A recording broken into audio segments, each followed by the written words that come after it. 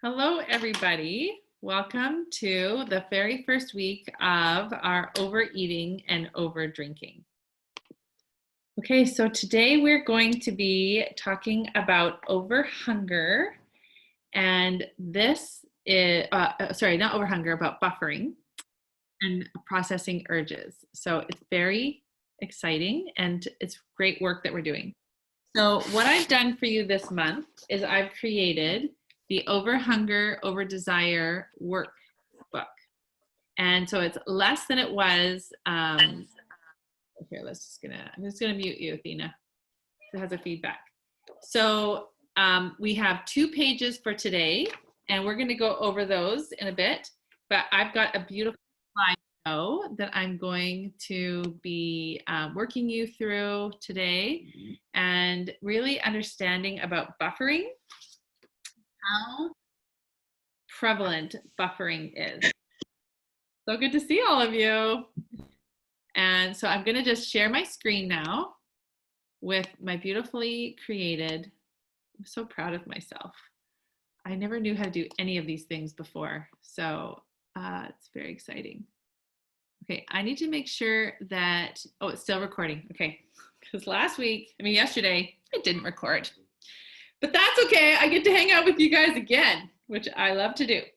So we're going to understand what buffering is. And a lot of times when we think of buffering, we think of like the little like wheel of death on the computer, just like buffers and buffers and buffers.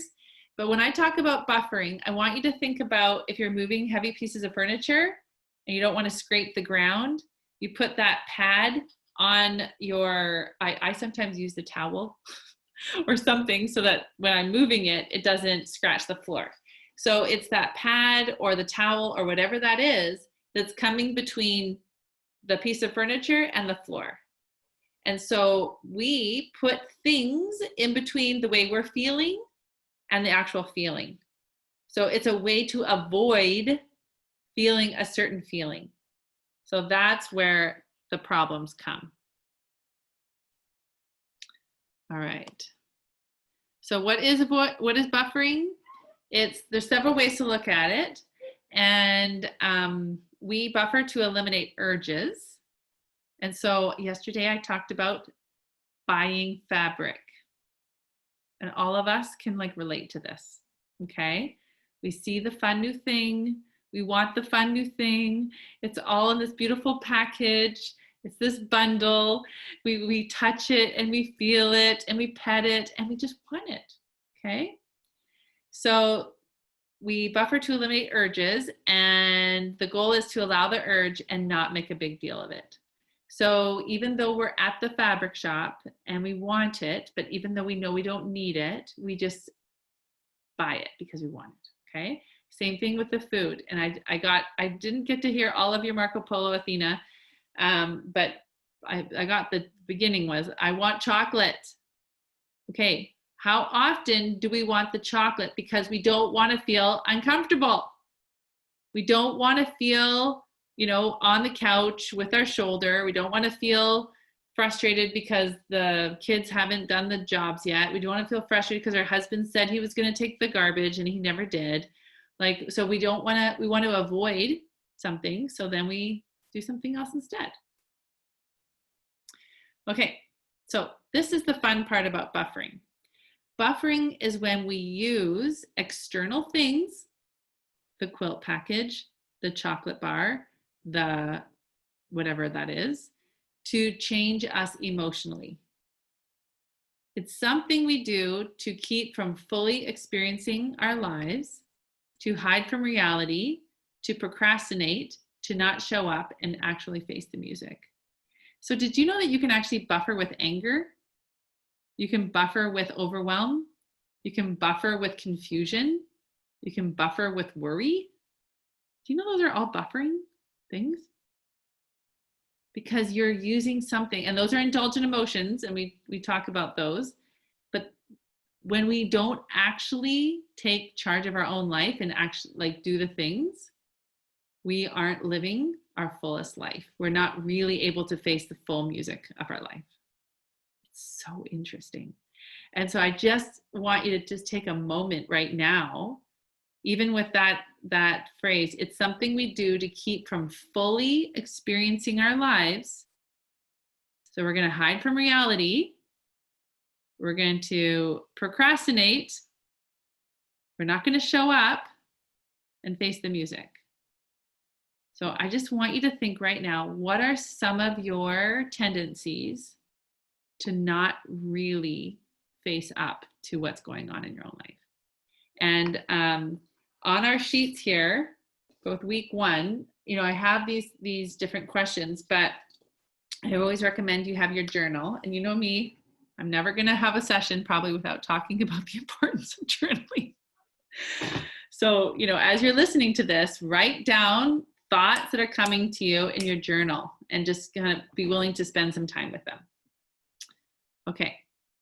So we are constantly bombarded with ways of feeling pleasure. This is so interesting. I want you to think, okay, so we should go eat more. We should go spend more. We should go Facebook more. We should go drink more. We should go work more. We should go people please more. I want you to think about how much money marketing spends on making us believe that we should feel pleasure all the time and that live happily ever after. Okay?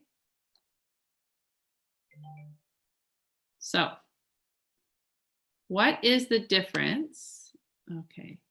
What is the difference between genuine pleasure and false pleasure? This is a very interesting question.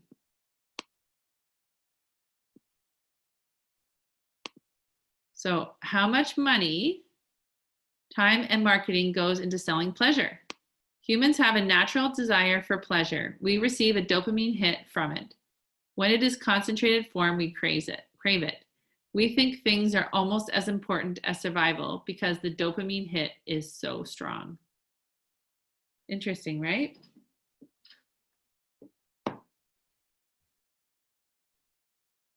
And this is, as you're listening to me, I just want you to be super open and curious.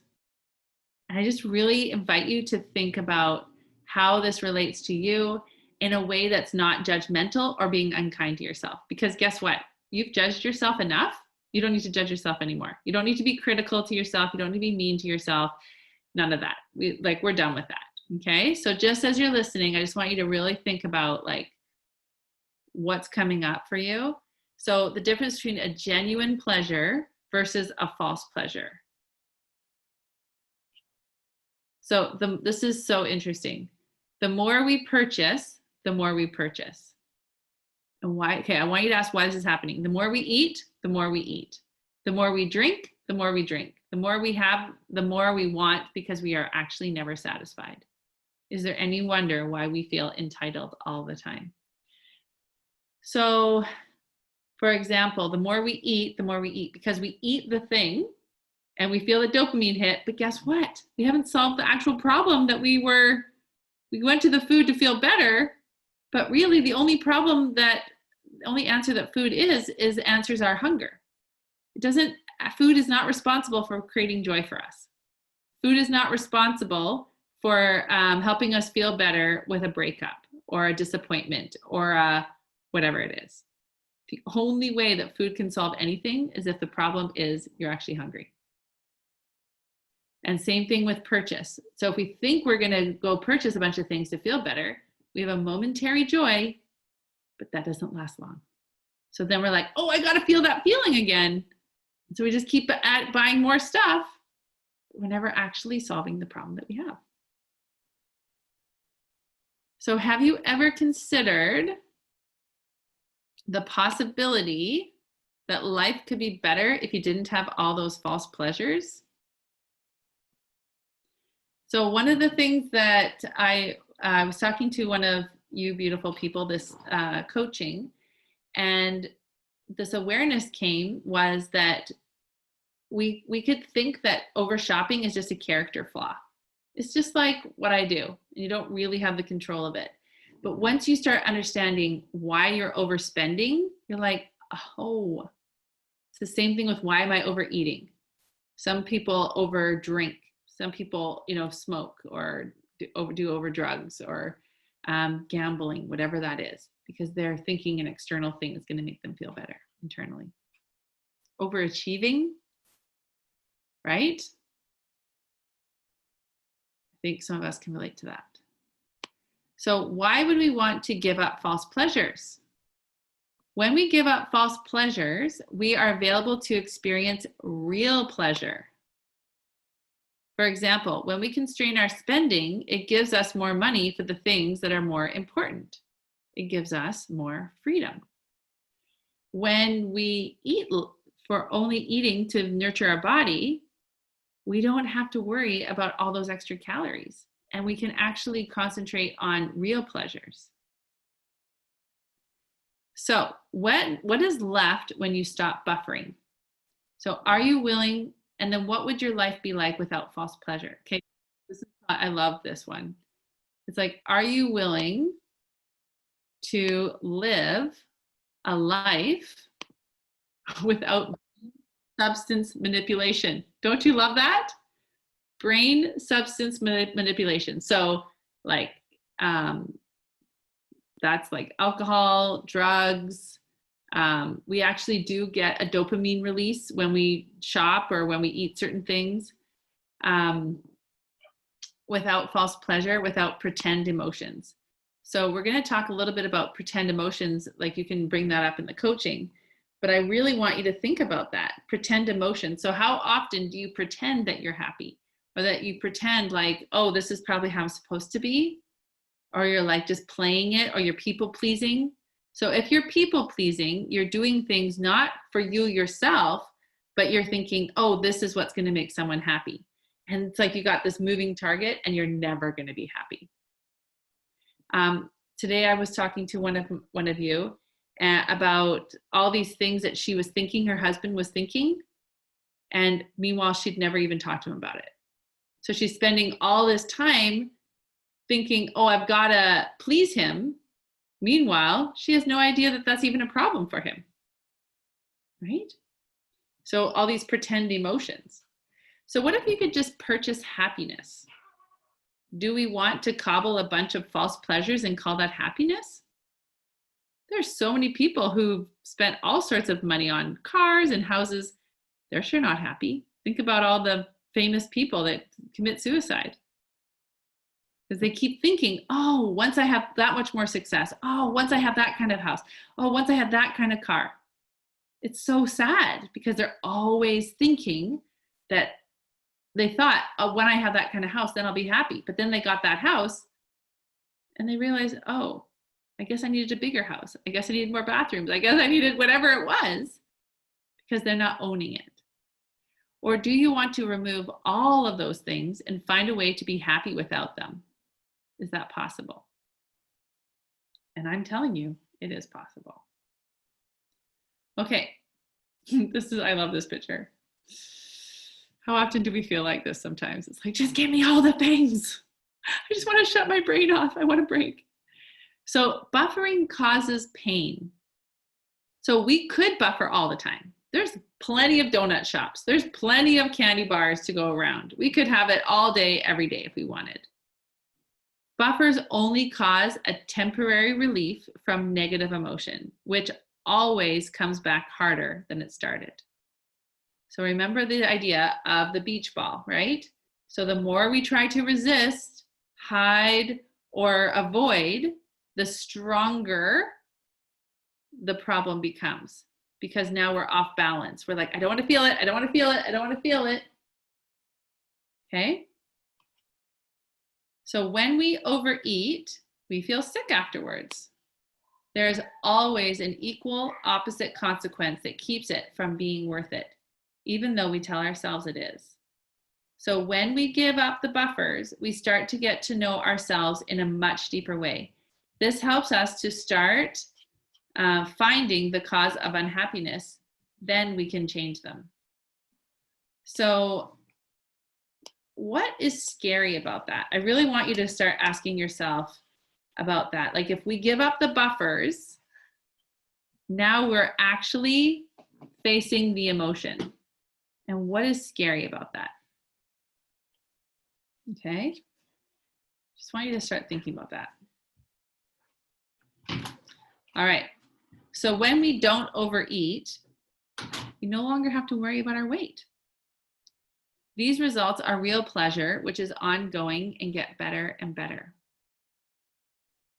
So I remember when I started on my weight loss, I would get pictures taken. And I remember thinking, oh, this picture is going to be so much better than like 2 weeks ago because I've lost it was like 2.1 pounds or something.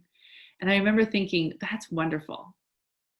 And it's fun to look at those pictures because, I mean, now my pictures are even, they're different. But I remember just being like so proud of myself. And so I had pleasure from my like new trust that I had with myself. It was really fun. And that was like genuine. And I was like genuinely connecting to myself. So natural pleasures are the kind we aren't meant to experience. Food is meant to get regular meal for food. Okay, that I need to proofread that. Eating healthy is a constant, steady stream of wellness that you get to experience over and over again.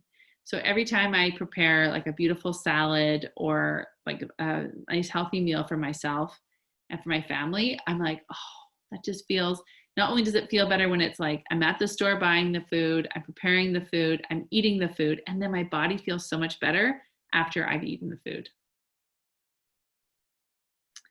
Okay, so when we give up buffers, you get upset because you're no longer going to the ice cream for relief. Use the model to discover why you are really upset. Okay, so we're upset in the past and we're like, oh, I know what to do. I'm going to go get ice cream. That's going to help me. But the problem is you are just going to, after you eat the ice cream, you're still going to be upset. You're not causing it. And now you have more problems because you have the calories that you have to deal with. So this is interesting. Soon you're not going to go to the ice cream because the pleasure you would get from food actually diminishes. And the pleasure we get from taking care of ourselves and fueling ourselves increases. That's what we want to do. We want to start learning to come to ourselves to take care of ourselves. And it's really a fun relationship that you start creating with yourself because you're like, wait a minute, I don't need an external thing to make me feel better internally. I can just take care of me. And I'm going to share just a quick example. Susan, are you okay with me sharing what you did the other day at the doctor's? Yeah, okay. So Susan has had to do a few tests. And as we know, we can go to anxiety, like worst case scenario. And she's sitting there and all of a sudden she thought, I could do the model. I could actually slow everything down, see what's happening in my brain. And so then she created the model. And then she was like, but how do I want to feel? So then she did an intentional thought creation right there in the doctor's office. And then how did you feel, Susan? Can you unmute yourself?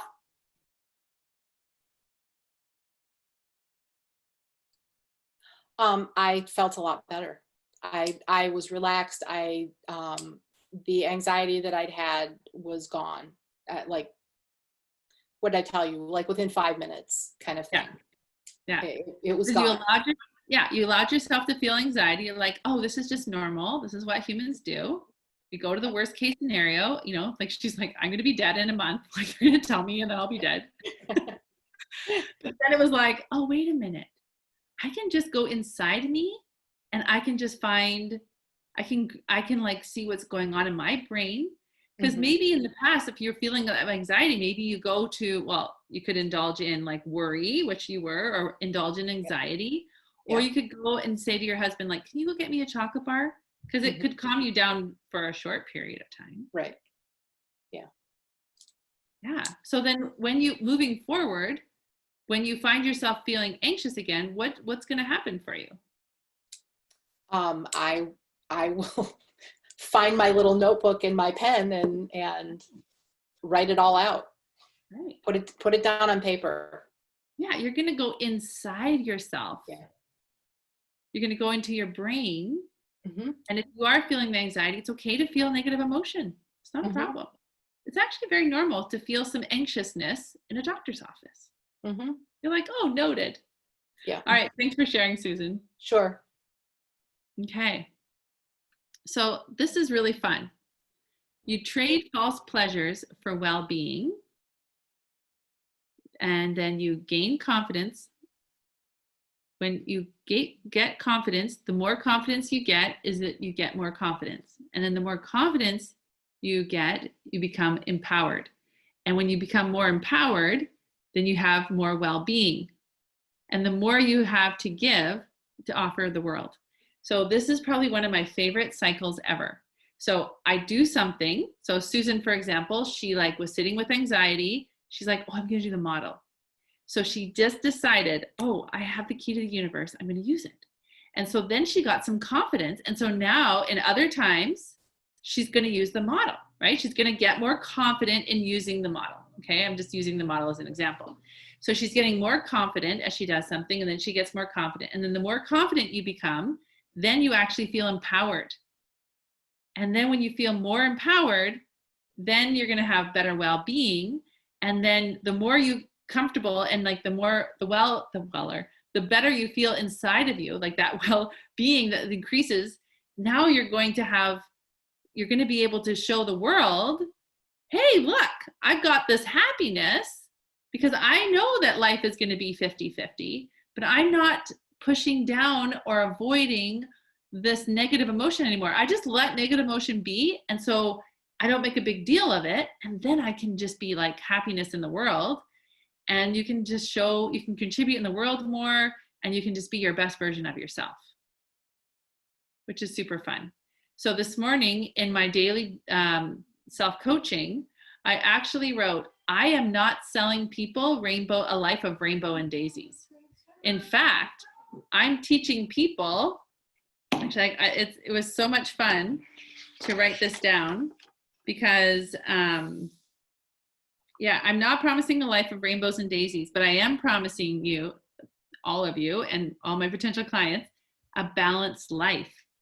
They can be balanced. And then I said, I love that I help women feel so much better about themselves physically and mentally.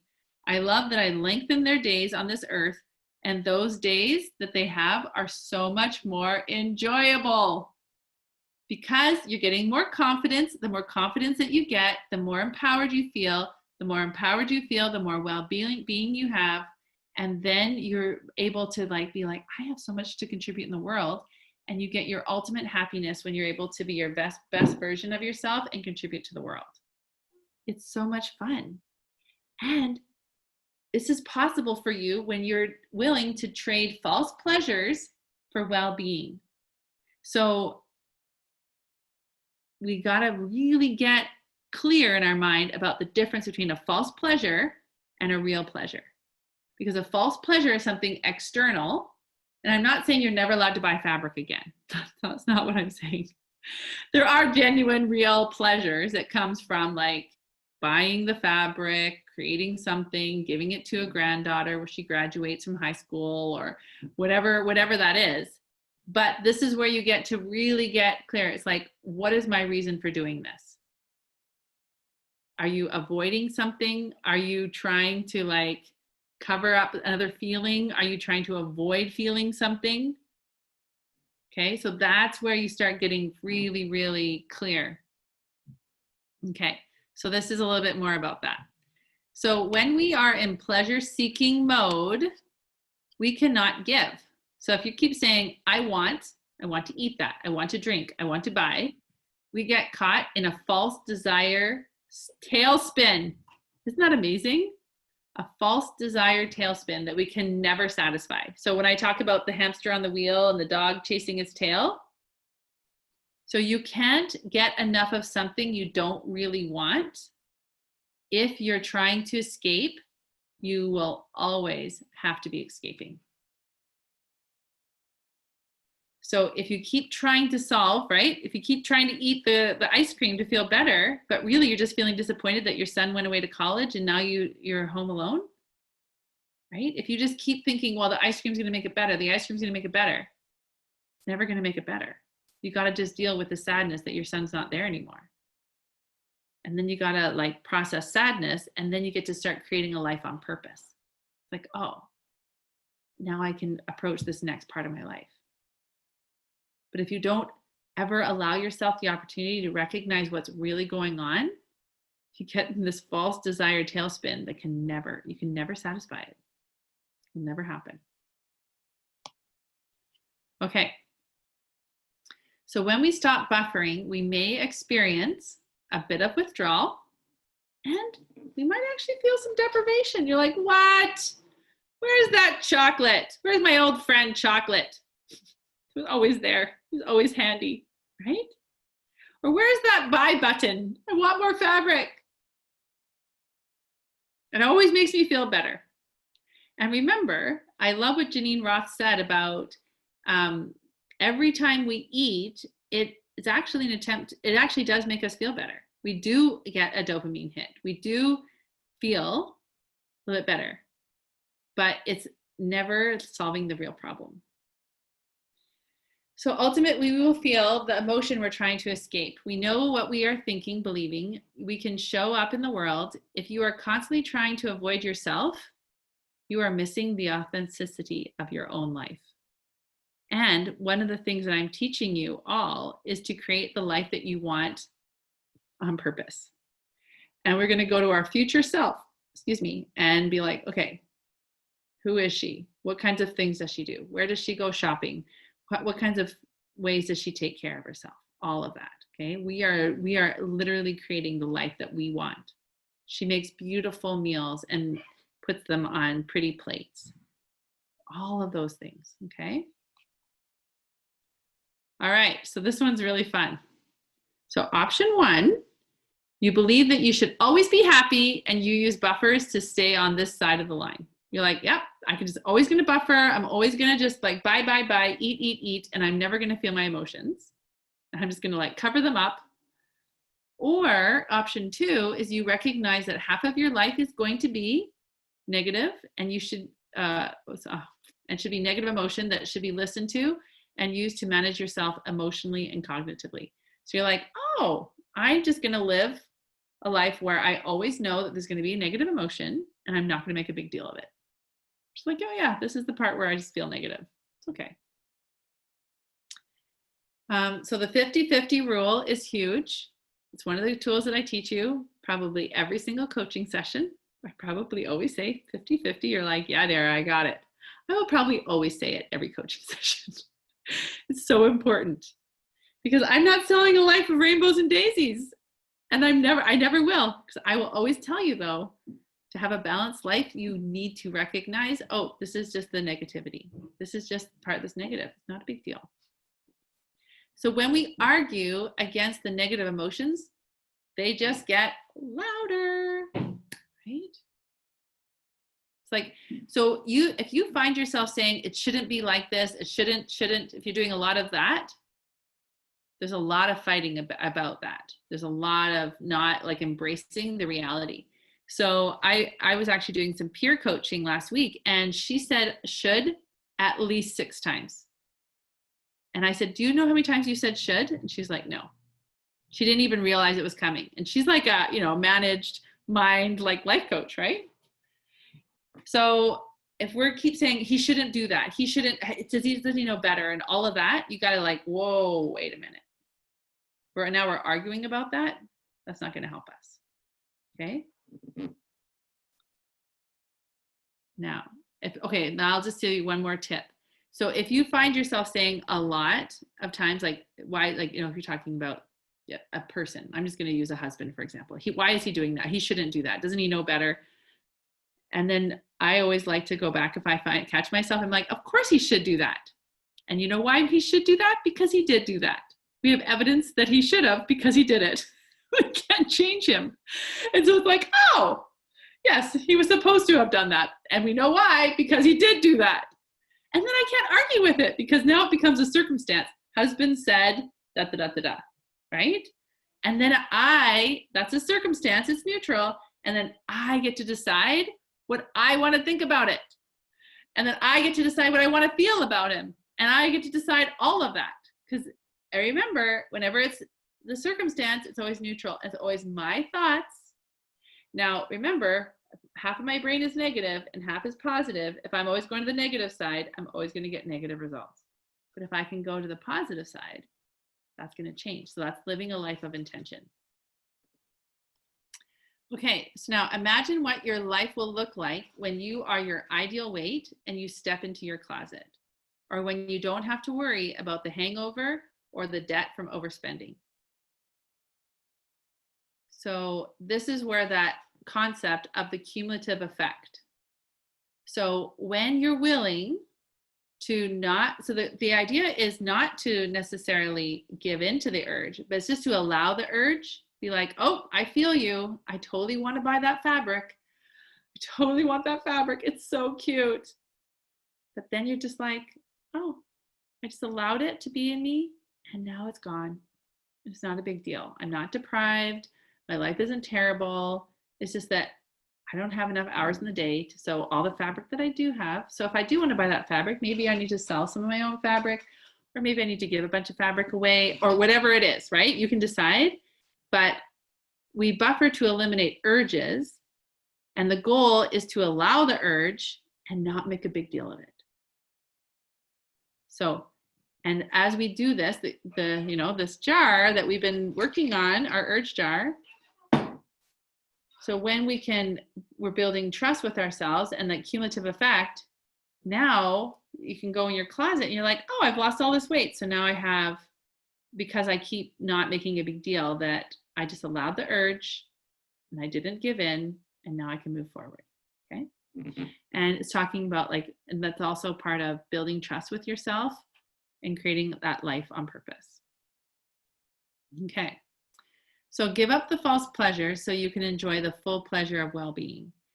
It is the best feeling in the world. You cannot shake the confidence of someone who has given up their buffers. So get out there, give up your buffers, and see who you really are without them. So I did want to just ask, and as you're looking at your sheet here, what are some of your the pleasure-seeking activities? Oh, I repeated that question twice, didn't I? What are some pleasure-seeking? Oh, no. There's a difference between what are some of the pleasure-seeking activities and then what are some of your pleasure-seeking activities? Oh, I need to put that. Yeah, if you want to change that. Okay. Okay, oh, I love this analogy. So what happens when you stop buffering? So I want you to imagine your sewing room. And let's say you were maybe a little ambitious and you got a little ahead of yourself and you got like a bunch of projects going at the same time, and it's a real mess. It's actually a real mess. It's like a disaster. There's like projects on the floor, there's projects on your ironing board, there's projects on your cutting table. Like it's just a mess. And so you walk into that room and you don't want to deal with it. So you turn the lights off. You don't want to see it.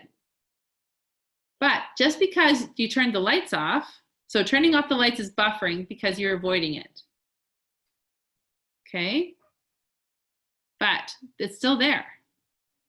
So you're just turning it off for a while because you don't want to deal with it. That's like when we talk about head in the sand, all of that. But when you turn those lights back on, it's just still there. So when we avoid feeling the emotion, we just make it worse. So all emotions have a cause. We need to find the cause, feeling the feeling, and process it. The messy room is overwhelming, but we can handle it. Going unconscious through buffering has the same effect. We need to unbuffer long enough to locate the cause. What is the mess in our mind that we need cleaning up? Such a good analogy, right? So helpful to see that.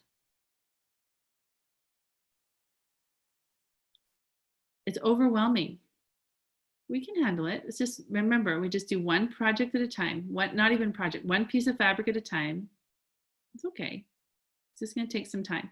So the work that we do every week is helping you see those thought patterns that are causing you the feeling of overwhelm, the feeling of frustration, difficulty, disappointment, all those things.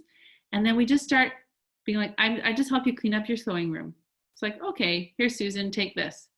Okay, let's get a bin. We're going to just put all this in a bin right now. And then this, like the one project is going to go, we're just going to do the bins or whatever it is. And we're going to just start cleaning up all these thoughts. And these tools like the model is going to help you to figure out how to sort it all. It's like an organizational, okay? It's going to organize your brain.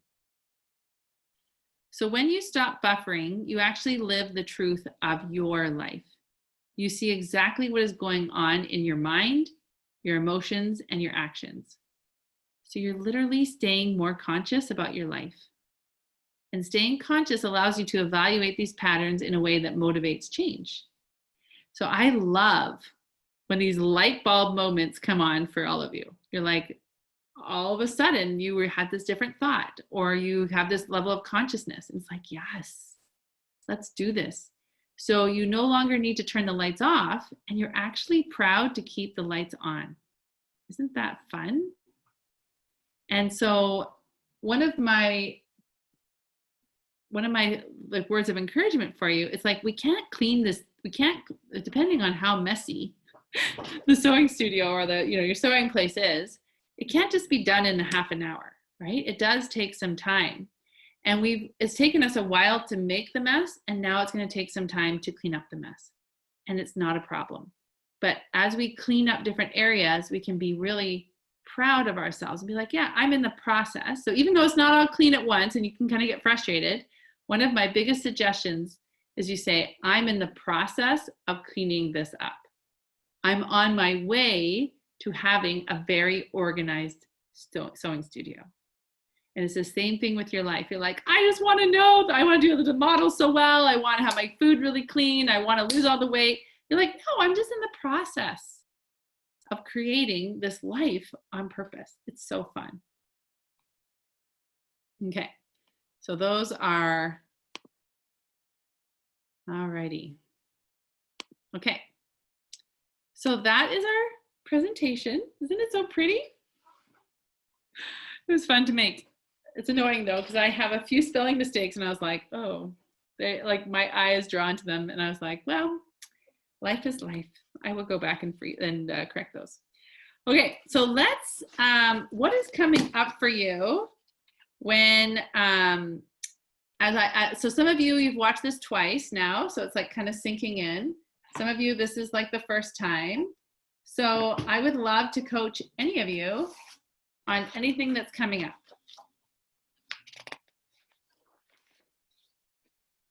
So if you have questions, if you have things you want to get coached on, you can just unmute yourself and just talk.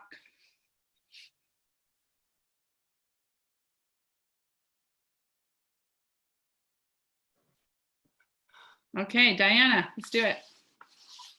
Okay, one thing I'm curious about, because I'm obviously the one that does the over shopping, or one of the ones that does the over shopping. Yeah. I have a lot of quilting sites on my network, and I look at them every day. So I'm tempted all the time. But if I get rid of them, that takes the temptation away. But does that take away the desire to want to keep on shopping and finding more new things? Mm-hmm. Is that giving in? Say, okay, I'll get rid of all this, then I don't have to deal with it. Right. But do you think that by just deleting them all, you wouldn't go and find them again, or there wouldn't be more that would come up again? Well, I'm sure they would find me if I didn't find them. So, right. Okay. So this is the circumstance is just, would you say quilting, you said quilting sites? mm-hmm. Okay. So there's a lot of quilting sites online. And that's just neutral. They're just, so what are all your thoughts? What are some of your thoughts about the quilting sites? They make it easy to shop. Okay. They keep you up to date. A lot of them have groups, and so you have a lot of people that you can follow. There's some happiness in shopping, even if it's short-lived. Yeah. And it's hard for me to think with all these people listening. I know. It's okay. You're doing a good job. Yeah, it does feel a little overwhelming sometimes. Yeah, it does. It does. Yeah. It's like your You're- brain I'm goes on glad- way to vacation. go. Yeah, you're brave. Okay, they make it easy to shop. They keep you up to date. There's a lot of supportive groups. There is some happiness in shopping. There's even, like, for example, quilting sites. What about, what would you say is an acceptable amount of fabric bought a month? Oh, I have no idea. I haven't done that in years. Right? Sorry. That's okay. I'm very easily tempted, especially on primitive gatherings. Yeah, yeah, I know, right? Easily tempted.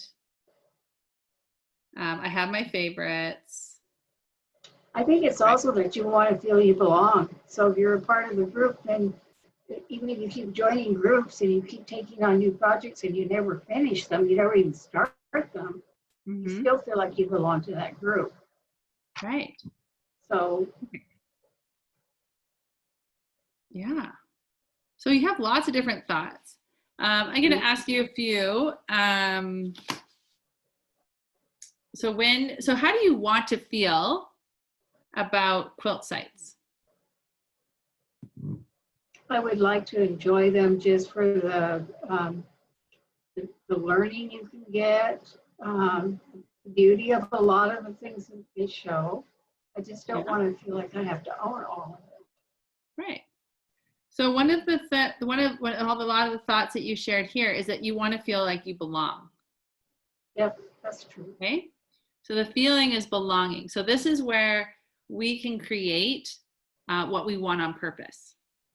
So with because what's happening now is you're having a lot of overspending, and you're not, you have a lot of fabric and things that you're not getting done, so then you kind of feel overwhelmed, and then you're not feeling very successful, and so it's causing you to have a lot of discomfort and all of those things.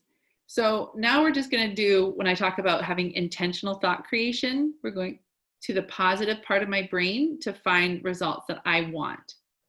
So we have the feeling, that you want to have a feeling of belonging. So what is a thought that you can have that you can feel like you belong, but you don't have to overspend?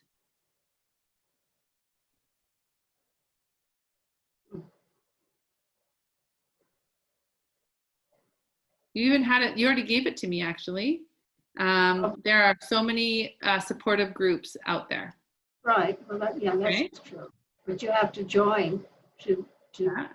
support. Generally, that means you have to buy something. Do you have to buy something? No, not always, but you have a tendency to do it anyway, because then you feel more like you belong. I'm doing this too. Okay. And you can just get so many of them that all of a sudden they're backed up from 2015 that you've never even looked at. Right. So, but that's interesting because the circumstance is just quilting sites. And then the thought is they are supportive groups, and then you can feel belonging, and there's nothing to do with money there at all. Yeah. But for something about that, maybe there's a manual, like a rule book of I have to spend a certain amount of money to belong. Where do you think is about that? I think that the owners of the quilt sites will like me better if I shop with them. Okay. The owners of the quilt shops will like me better if I shop with them.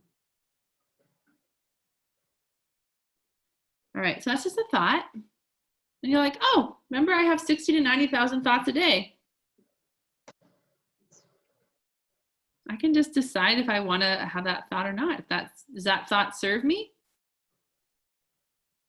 No, but I certainly feel pressure sometimes to use it anyway. Right. And that's okay. This is where we just get a lot of awareness. So part of this also, it has to do with, yeah, that's right. So I actually was giving one of you today a strategy of not people pleasing. And people pleasing is that, right? When you said the owners will like me more if I shop with them. And one of the comments that Athena said was, it's more important to like yourself, which is totally true. So when we are trying to people please, we're trying to get acceptance from other people. You're putting their needs ahead of your needs. And I did just look this up the other day in my journal, because I'm always coaching my brain. And I did write this down. Approval seeking. It's seeking approval of self from an outside source. So again, you're going to an external thing to get approval on the internal. So if I am making a decision, I'm thinking an external thing like buying fabric or getting someone's approval or eating the donut. This external thing is going to make me feel better inside. I will actually, before I make a decision, I will twist my ring around 3 times. And I'll just say, okay, why am I doing this? What is my purpose? Right? And I just slow down and I do a model in my head. And a lot of times I'll say, I talk about like my decisions, like, do I like my reasons? And do they feel like love? So when I look at this model we started for you, so the circumstance is just quilting sites. The thought is they are supportive groups. And the feeling you want to have is belonging. So when you belong, what do you do? What are some of the actions that you take?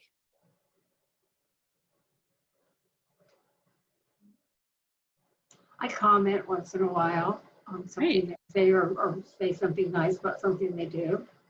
Yeah, you comment. Do you post something sometimes? Mm-hmm. Okay. On Facebook, yeah. Yeah. So when you belong, when you truly feel like you belong, you comment on things, you post your projects. I don't think I feel like I truly belong. I think that's my way of trying to feel like I truly belong. Right. So this is me stretching you, Diana, and saying like, because what you really want is you really want to belong. And the problem is you don't even really know what we can have a problem of not actually feeling like we belong to ourselves because we keep trying to have all these external things make us feel better internally. So this is actually a really interesting work for you to do, and all of us. It's like, what does it actually mean to belong? And we have to learn what does it feel like to belong to ourselves first. So what are some, and you guys can put this in the chat, what are some of the ways that we know that we feel like we belong to ourselves? So we can feel proud of ourselves. We can laugh at ourselves. We can we can be accepting of ourselves. We can make a mistake. Like yesterday, I did the whole video and I didn't record it. And so instead of me last night beating myself up, I was like, oh, I just get to do it again tomorrow. No problem. It's going to be better the second time. Right? I didn't even give you know what? I was like, nope, I'm not beating myself up. And there was some embarrassment. I literally felt the embarrassment because they're like, I don't see the video here. I was like, what? And I was like, oh, okay. This is the way it went today. But because I belong to myself, Diana, I was like, oh, this is just part of what it feels like to be a business owner. Sometimes you press record and sometimes you don't. And then you get to redo it again. It's okay. I'm not a loser. I just didn't press record, I guess. Thought I did, but. And see what I'm talking about? Like this idea of like learning how to belong to yourself. So you can't even really belong to other people until you get that for yourself. And it's a process. Okay, so going back to this, so with the over shopping, So just finishing this model. So the circumstances, quilting sites, the thought is they are a supportive group. There are supportive groups out there. The feeling is belonging. You comment, you post your projects, and the result is you are you support them in your membership. You can belong to one of the groups, yeah. But yeah. So you become that person. You act because you're the one who creates the belonging, right? And like Lisa, she's excellent at that. She's excellent at like welcoming you in. I mean, you paid for this program, but you can decide if you belong to this program or not, right? You get to decide. So today, for example, you showed up in a big way and put your hand up and got coached when it's uncomfortable. You are now belonging. You're allowing yourself to belong to this group. You let yourself be vulnerable. You put your hand up and you shared. Isn't that amazing? I don't know if it was easy. No, of course it's not easy. Remember? Guys, that's the whole thing, right? The reason we buffer, we do that because we don't want to feel uncomfortable. So now what you're doing is you're allowing yourself to feel the discomfort, but now you're able to, so you're giving up the false pleasure and you're creating this real pleasure. So when you finish this call today, you're like, look at me. I got coached. I actually processed some emotions and I allowed myself to be uncomfortable. So you're creating this new relationship with yourself.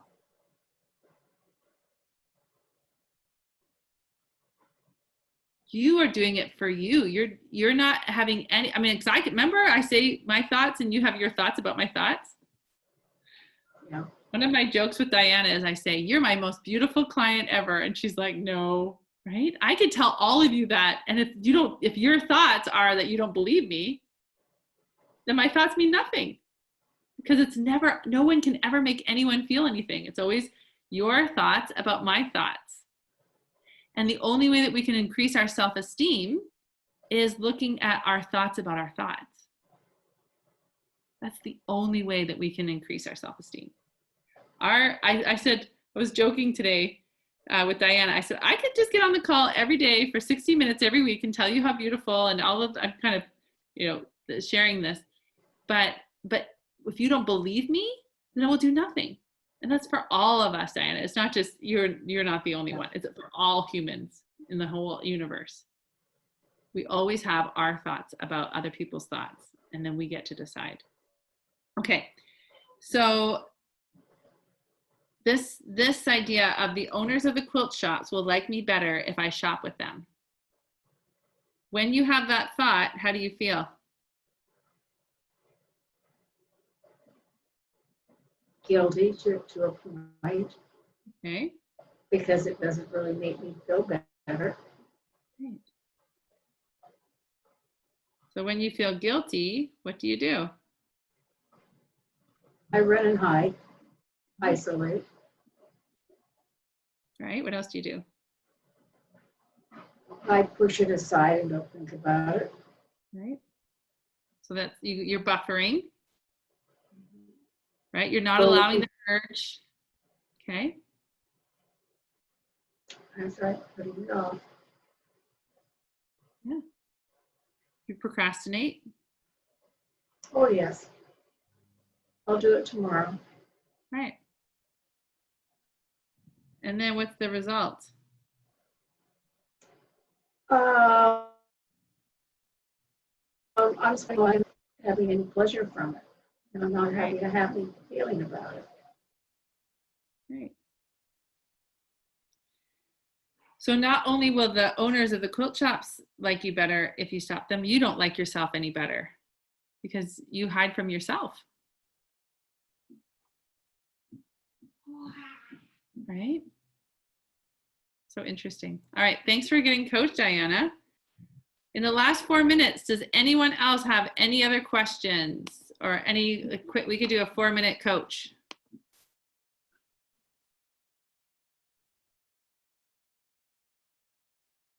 Any questions, any other things coming up?